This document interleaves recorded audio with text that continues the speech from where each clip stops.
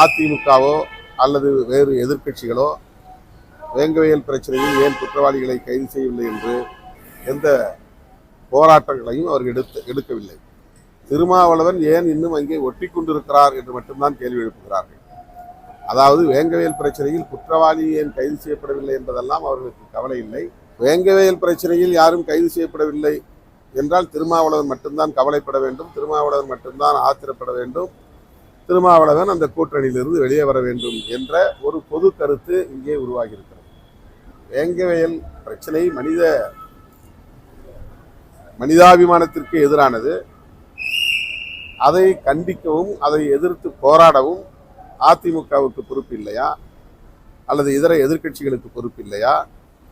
அவர்கள் யார் எங்கே போராட்டம் நடத்தியிருக்கிறார்கள்? அவர்கள் ஏன் போராட்டம் நடத்தவில்லை என்று யாரும் ஏன் கேள்வி எழுப்பவில்லை?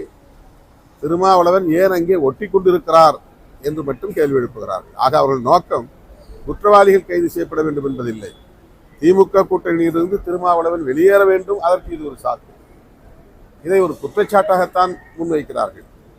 அதுபோல் இல்லாமல் உண்மையிலேயே வேங்கவேலில் பாதிக்கப்பட்ட மக்களுக்கு நீதி கிடைக்க வேண்டும் என்று விஜய் அவர்கள் குரல் கொடுப்பாரையானால் அதை நாங்கள் வரவேற்க கடமைப்பட்டோம். Pushpa national international